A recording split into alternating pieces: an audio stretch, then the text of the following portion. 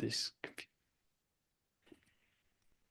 good day, good morning, good afternoon, good night, whatever. Hello to the Dandelion Reflections. Say, Caroline. Hello, Caroline. Hi, Christopher, and hi, everyone, all the dandelions out there. Yeah, hello and welcome, and thank you that you tune in to today's show again, which has an a topic that when Caroline suggested this topic last time we met, I thought, well, this is, this is generous.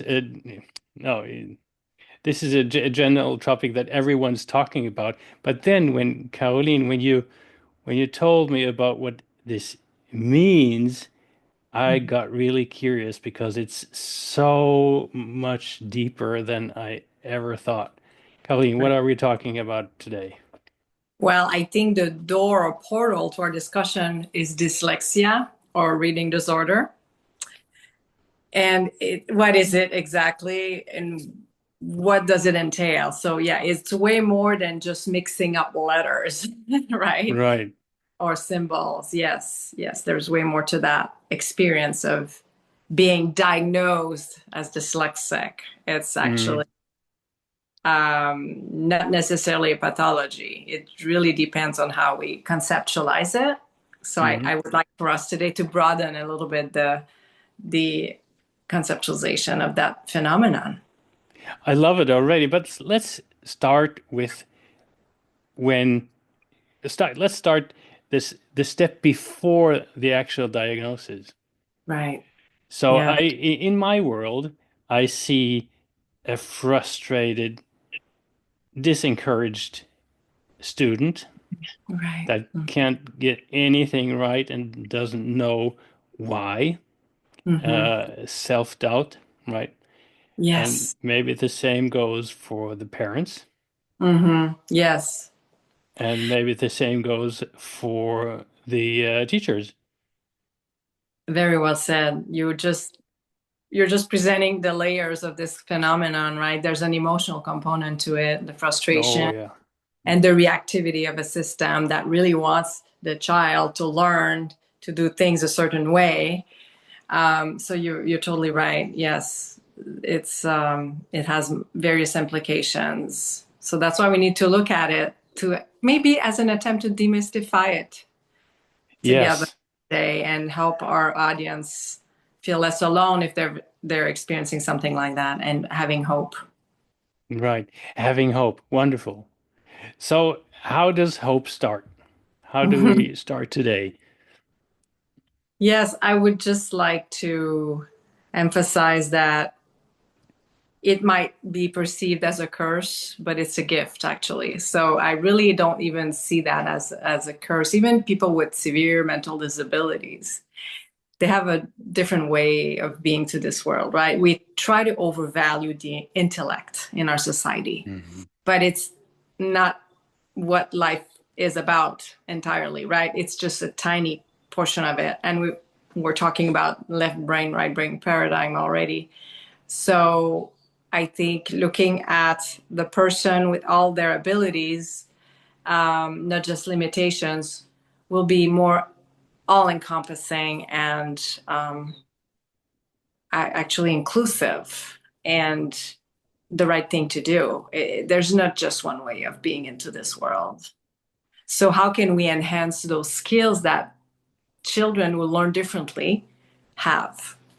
Right. So, okay, that's for me. Um, it sounds like a huge and long bridge from the frustration of Mhm. undiagnosed dyslexia over Yeah. to seeing this as a gift. Yes. Yes. And that might be overwhelming in the when Mhm. we first look at it, but Yeah. well, trying to embrace it as we often propose to do, not to fight it. Mhm. So how can Mhm. should we start with the student or the parent? Yeah, maybe the student, I would encourage actually everyone to learn how their brain works, right? Or try to figure out how their own brain works, because this is where the empowerment will be. Like, Right, oh, I tend to have issues with this kind of learning or topic because my brain does this, or my brain functions that way. For instance, people with dyslexia apparently think in pictures, right? They see oh a word, right, but they see a picture. They see it's multidimensional, as opposed to someone with linear thinking. They see a word, it's a symbol, and they have a concept. Let's say the word flower. Flower is not hmm limited to maybe one single flower, but there's a multitude of associations that will come with that word. So, and that's beautiful. That can make that person very artistic and creative, and at the same time having difficulty focusing on the task at hand, right? hmm You see both the good and the bad, or pros and cons of it. So, but really learning that, oh, I do this, I stumble on those words because my brain is just doing this. So it's more normalizing. It's right, not pathologizing. So I think the child should really embrace that, and without judgment. It's really about, oh, this is what my brain does, right? right, So how can I channel that now in life and make the best out of this? exactly. And I hear from what you're saying. I'm guessing that people that have dyslexia also become very good in problem solving because they always have to find a Mhm. way to get around these perceived Exactly. problems. Exactly. Because as you know, Christopher, life is not binary, right? But we Mm, created that model, and as if life could be just solved as a yes or no problem, right. right?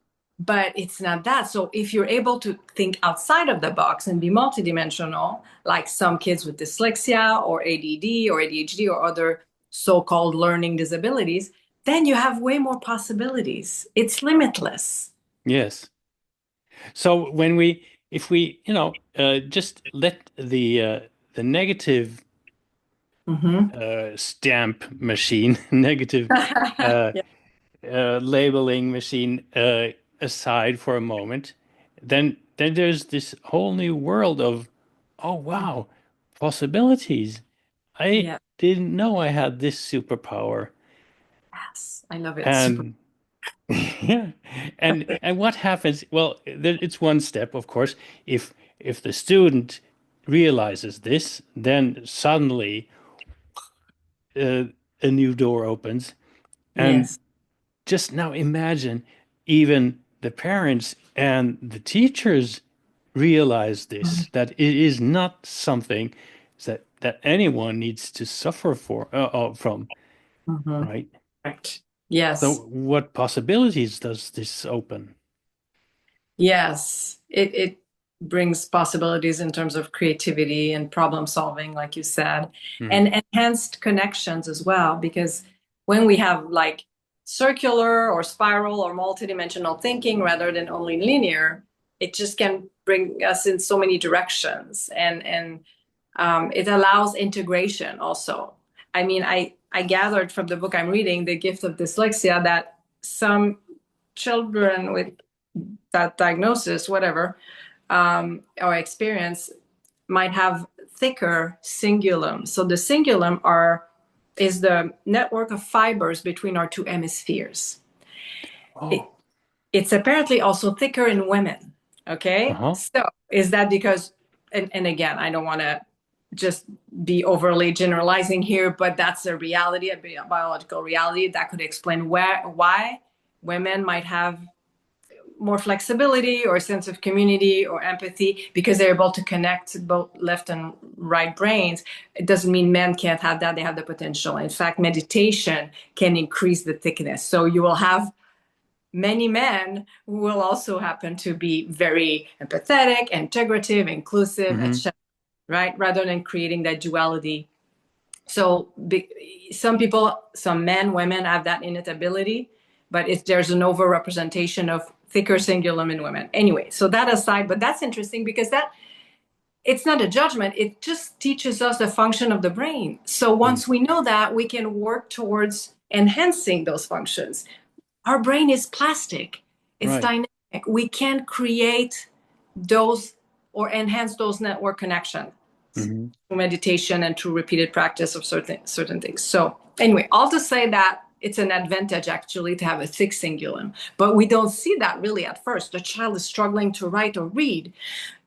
No, let's see what they have also. What does that mean? It Hmm. means they actually integrate. And we need to live in that world. You said the bridge, right? I think we need to bridge cultures, ideas, Right. etc. Yeah. And these preconceptions that that's something bad, and okay, it makes schoolwork harder both for the student and for the teacher, and of course for the parents too. And when they realize, oh no, my child is unable to write the words correctly, well, Yeah. of course that is frustrating, yes. Right. Uh, and there's this labeling going on, Yes. and you're not good enough and all this. But Mhm. then if I'm sure um, getting this information out there and telling everyone that this doesn't need to mean that your child is bad Mhm. or not good enough or whatever. So there's a huge world um, Mhm. rising up from the horizon that makes a completely new Mhm. that gives complete many new possibilities. And here I am. We may going we will talk about this maybe too. Uh, these my often in previous episodes I had these problems of finding the right words, and suddenly the words just Yeah. disappeared. I had them a second ago, and whoop, Mhm. they're gone. And Yeah. I think that was one of the uh, one of the reasons why you started talking to me about this. Yes. And That. so in my first step, I was ashamed of it. I didn't feel good enough because I kept forgetting the words. I thought, oh my, you're not professional enough. You know, all this self-labeling that's going on. Oh, I'm very familiar with that. Right. And then how must the student feel Mm. that can't get the words written enough, good enough? But then, so thinking of it and doing a little preparation for today, and now listening to you, I see, well, that's maybe interconnected. That is maybe not as bad as I always thought it would be. I never had really problems with writing Mhm. and writing correctly with spelling, but still, this is something Mhm.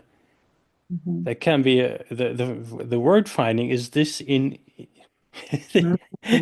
the, Yeah. again, I'm trying to, I'm looking for the words and I struggle again. I'm labeling myself. So is this a part of dyslexia when you struggle Oh, finding the words?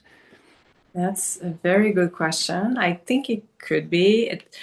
I, it can be very subtle, right? When Hmm. again, we can notice things like that later in life because we compensated really well most of our life.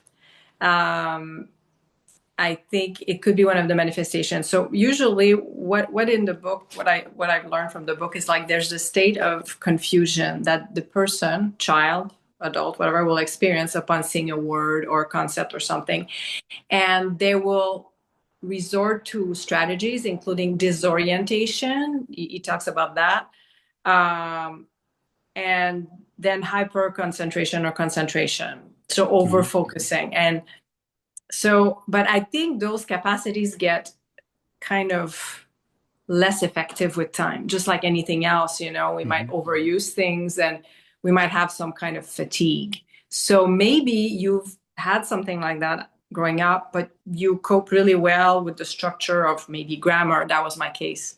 Hmm. Um, I felt like, well, I don't have problem reading. I was so good in French or English, but no, I think I have subtle signs, just like you say with the word finding difficulty. For me, I do mix letters more and more, and I can't read long emails. I get overwhelmed, and I didn't used to because I was able to Right. focus. But now it's like Ah, my hyper focus muscles, so to speak, are exhausted and tired and sore. So maybe you're having a similar phenomenon going on in you, um, and you're just also less maybe as you learn to be more mindful or living in the moment because it's part of your philosophy of life, then maybe you're less focused on the outcome and then relaxing a little bit more, and then oof, this manifests more maybe. interesting.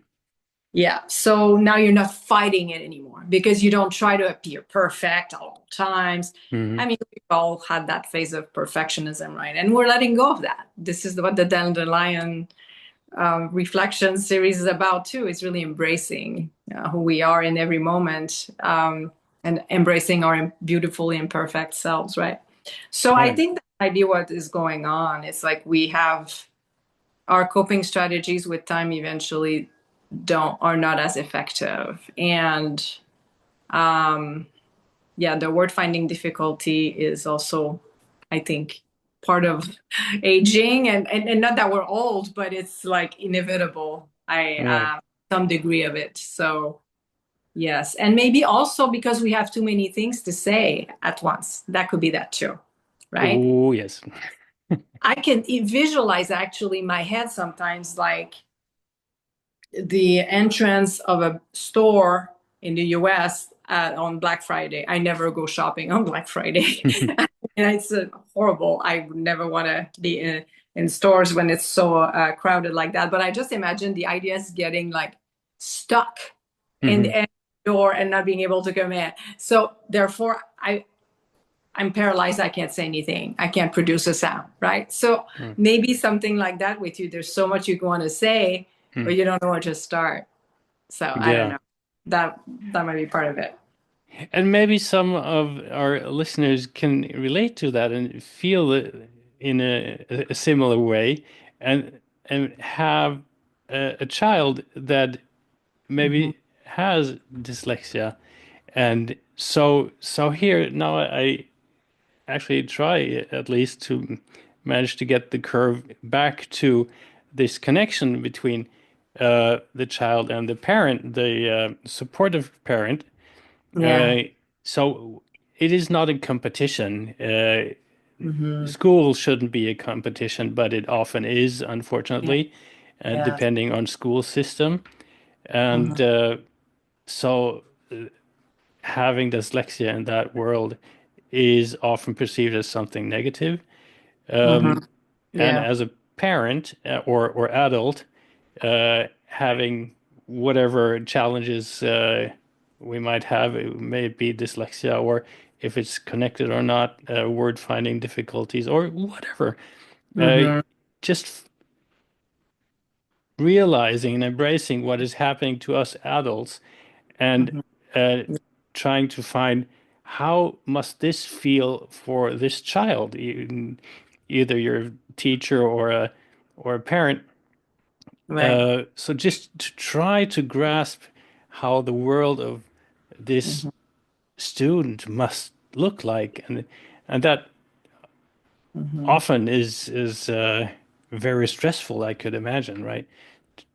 Yeah. For the student, Yes. Having that sense of pressure from the right? environment, right? Needing to perform, not wanting to disappoint the parents because kids really look for their parents' approval, right? And in some Yes. families, parents are very strict and have it's in fact conditional love. It's very sad, but it's like the kid has to perform so that the parent feels good about themselves, right? So Mhm. uh, Yeah, it's still very pervasive. it But is. Yeah. It's damaging to the child. So yeah, the parents should actually deal with their own stuff first. And like, what is it about my child not being able to have excellent grades all the time that bothers me, right? So they have to look at their own stuff and separate whatever they have unresolved and who their child is as a person, and Mm. recognizing that it's a different path, and then enhancing their kids' abilities. Because by focusing on the limitations, we miss the opportunities, we miss the gifts.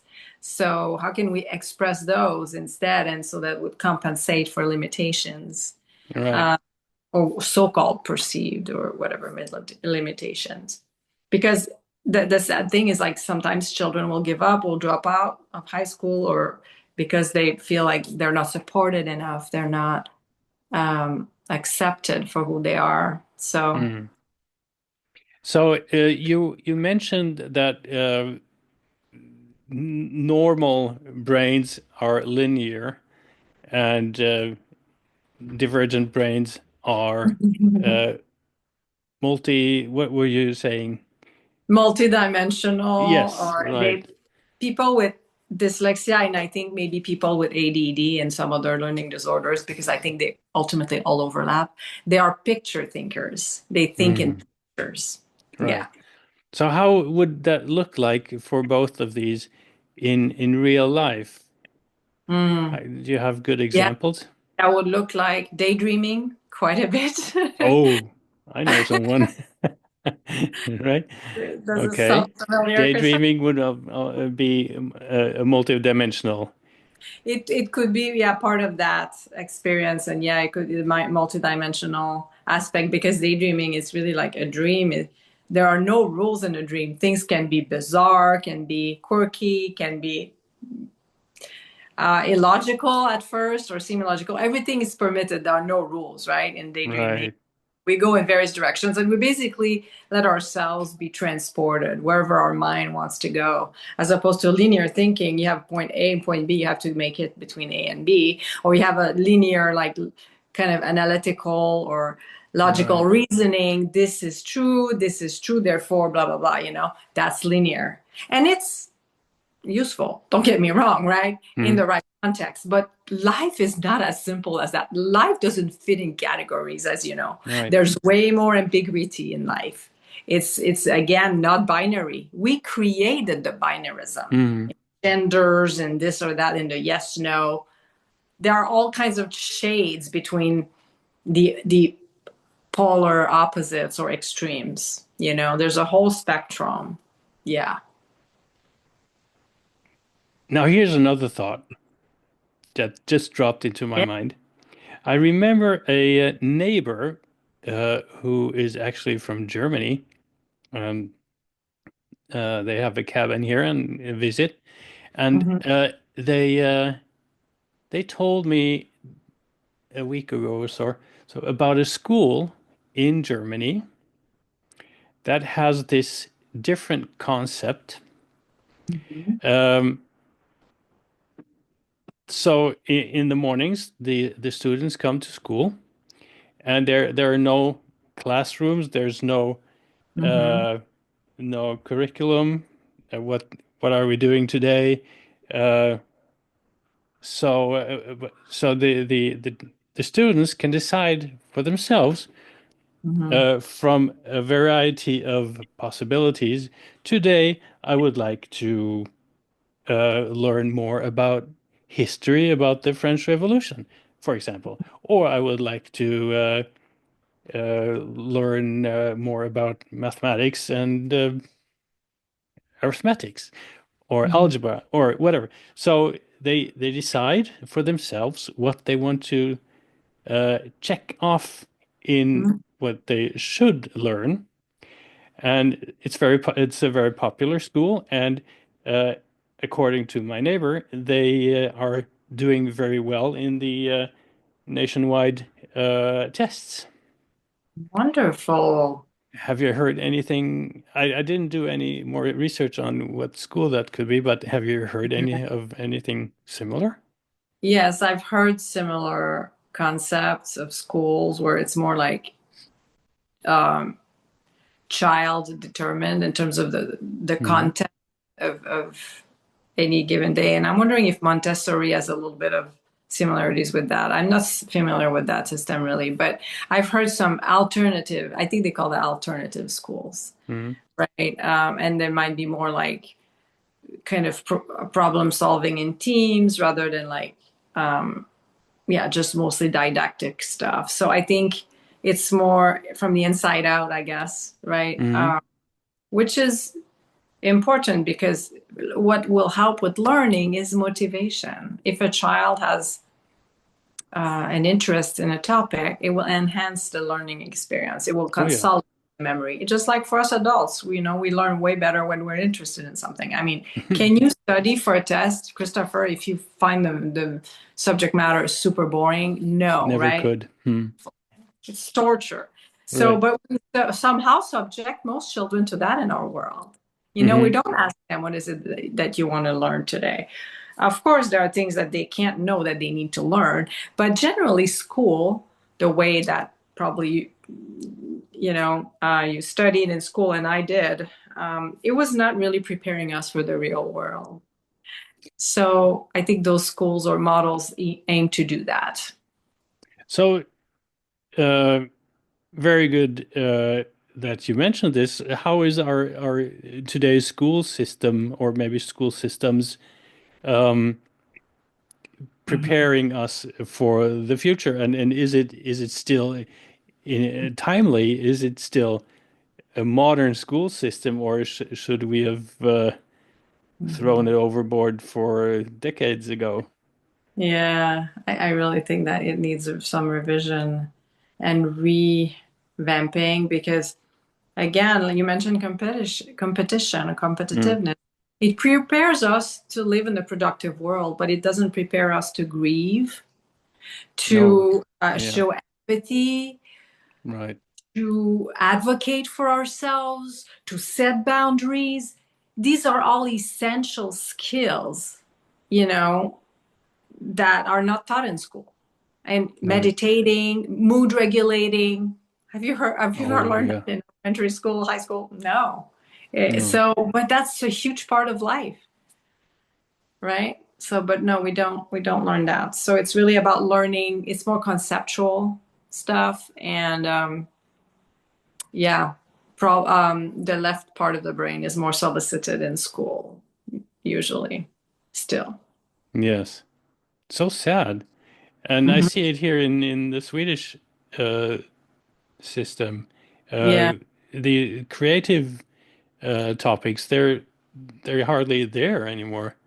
mm, yeah, Art yeah, and crafting. It's uh, it's very sad. And people that want to change the system, well, they will mm, never come up high enough to actually change it. Uh, and every 4 years, when a new Minister of Education or Secretary of Education comes in, everything's thrown around a little, but not enough to actually change for the better. And I'm sure many other people, many listeners from other countries can relate because it's the whole system. It takes a right. very a long time and much longer than 4 years. Yes, exactly. It's because it requires a paradigm shift, Hmm. and we are evolving in very rigid structures that have long history. There's the government or education system and other institutions, Linear systems, linear systems exactly that promote the right? linear thinking, and um, but it's life is not like that. It's like just like think about time as a construct, right? We Oh invented yeah. time, but time is not linear. But we think there's the past, there's the present, there's the future. No, Mm, time, there's no time. It's like we created that concept. The experience is now, and think about now when you live in the now. To mm. quote Frédéric Lenoir, I love this French philosopher of joy. He says, "When you are in the now, you touch eternity."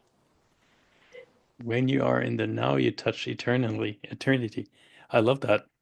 Right? Exactly. Yeah. Because you're in the now. It's like I could see that as a multidimensional experience being in the now. And yeah, so it's not linear, past, present, future. No, it's like we're always in the now, in the totality of an experience. And we choose to disconnect ourselves from that by creating that linear time, but that's not it. So, yeah, it's a shift. It is a shift. Yes, yeah.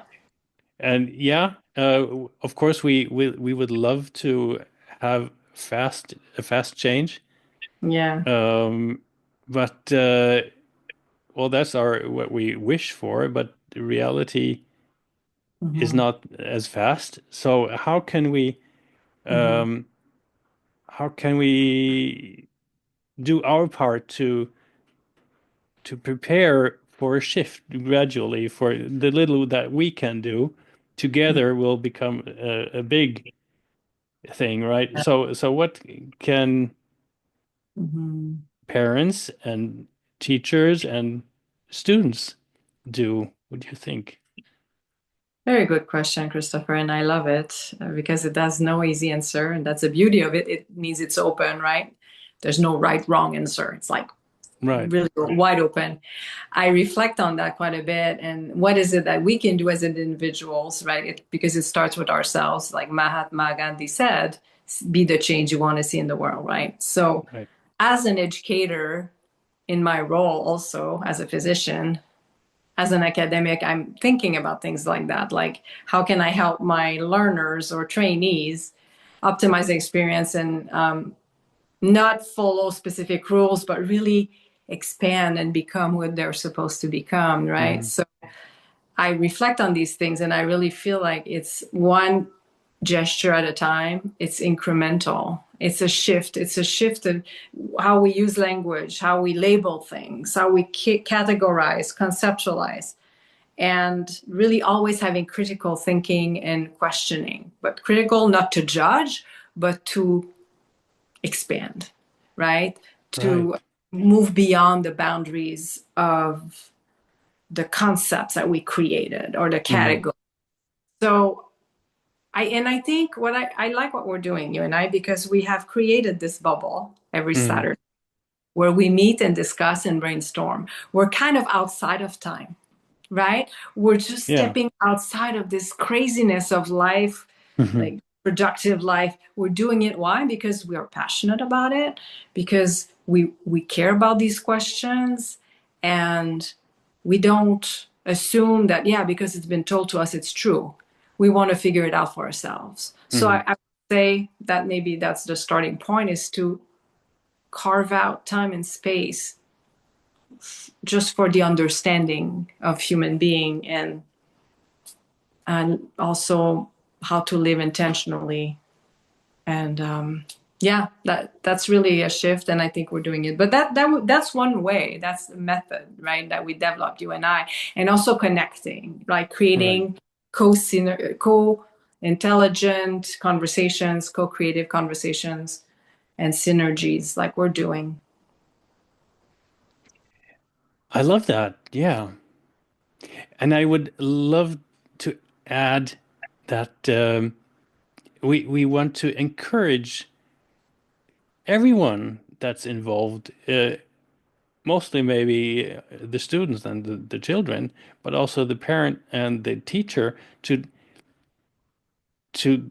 get into a trialogue. Is that even a word? Trialogue?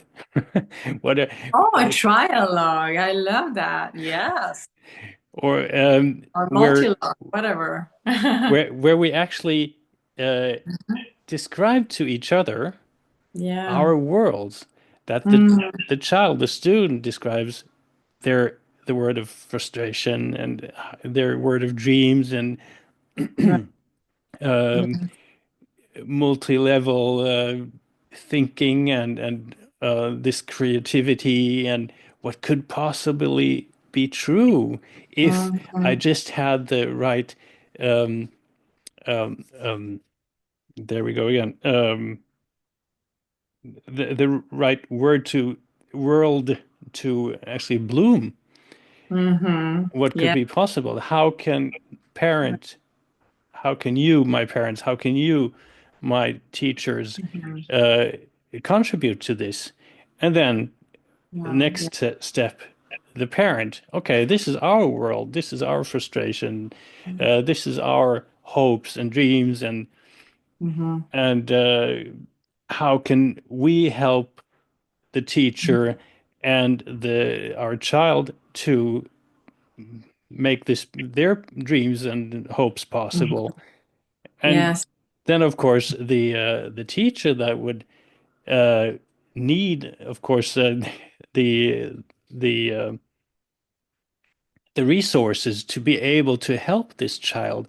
And then here's a call to the politicians and to the whoever gives money to the school Mm-hmm. um, to find the resources to make this possible, because this is where change happens.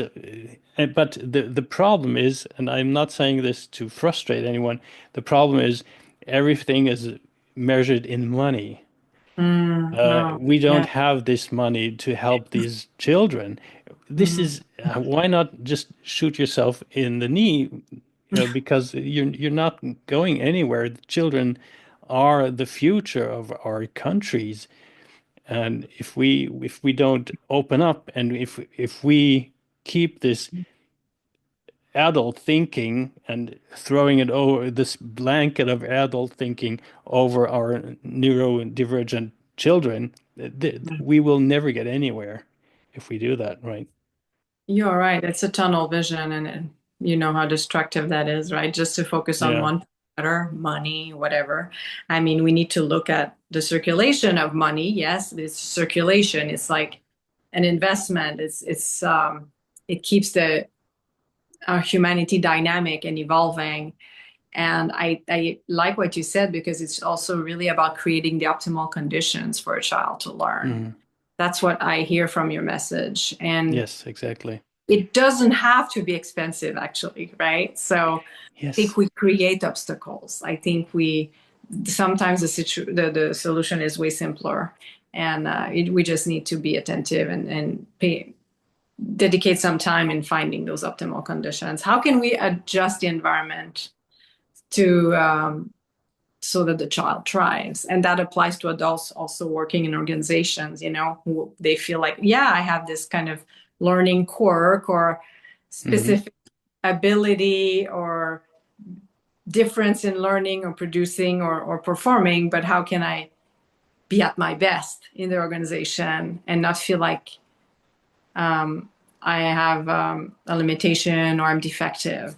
So I think the Yes. organization and schools can do a better job at individualizing the functioning environment. And it all starts from that we describe what we need, right? Yes. In every path, in every level uh, of the whole system. And Yeah. as long as we don't draw boundaries, as long as we don't draw our dream pictures on the wall, this is where I want to go. Uh, Hmm. are you willing to support me with that for all Hmm. three of them, for the student, for the parents, and for the teachers? Uh, then nothing will change. Of course, we need to dream big. We need to Hmm. Yeah. make it possible, and that's the beginning of everything, right? Yes. Imagine and it will manifest. I'm sure we've said that a few times in this Could podcast. be, right. Yeah. Wonderful. So, to be more practical, what are the next steps for Hmm. our listeners and for our audience that would like to that think, yes, I need to change something. What could they change? What Hmm. would be the next steps? Yeah, I would really think that the self study or the study of the self is important, because then you achieve self knowledge and self Hmm. awareness, which will help you become advocate for yourself and what you need, and being able to articulate the Hmm. changes that need to happen. So I think it really starts with oneself, being observant, and also breaking the silence, finding people that you trust where you can with whom you can discuss and share your experience and finding allies and supportive figures. Right. Finding allies, I like that. What do you think? I think education is very important, Yeah. not for everyone. Yeah. Uh, Telling the child whatever you experience, it's nothing that is a problem Yeah. because Yeah. you are actually someone that is blessed with a special brain, Yes. uh, and then the parents that they can just let go of this frustration and feel blessed too with a child that has this wonderful brain and these wonderful abilities, and the teachers to no, yeah, it may put even more burden onto their work Right. day, which is already huge. But Mm. still, I think it is important for them to educate themselves also Yeah. about this topic to help the children better and maybe to get less frustration into their workday and see the wonderful things that are happening in their classroom every day. And Yes. I would love that to happen. And then, of course, principals and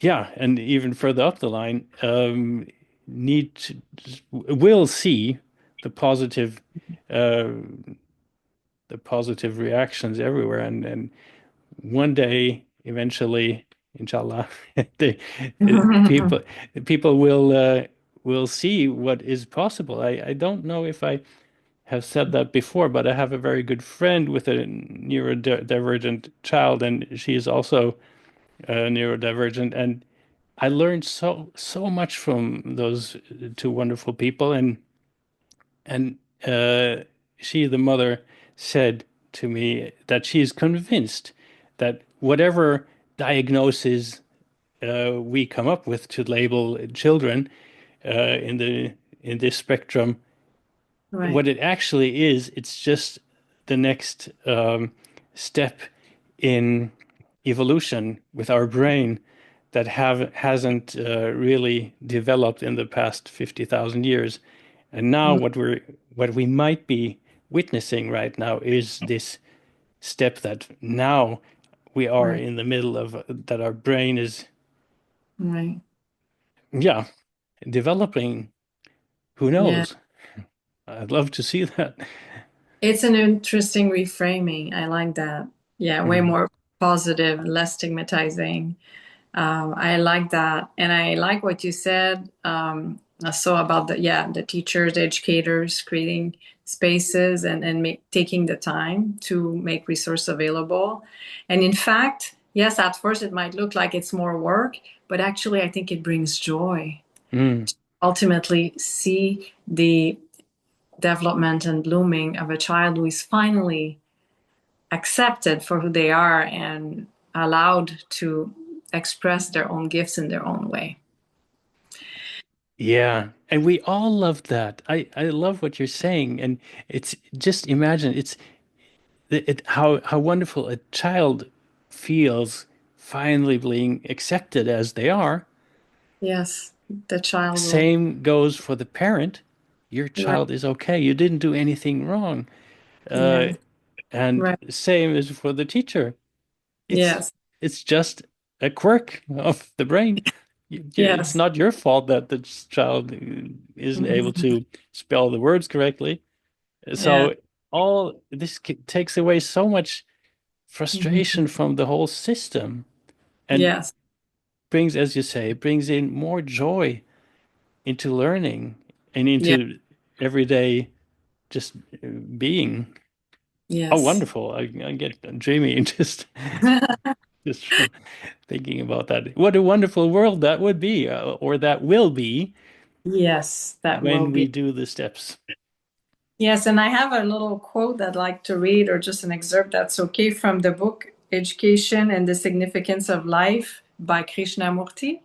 Oh, He talks about education. So he says education should not encourage the individual to conform to society or to be negatively harmonious with it, but help one to discover the true values which come with unbiased investigation and self awareness.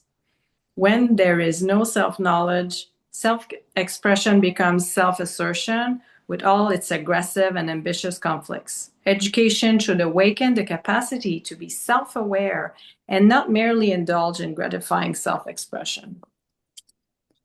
Oh my God.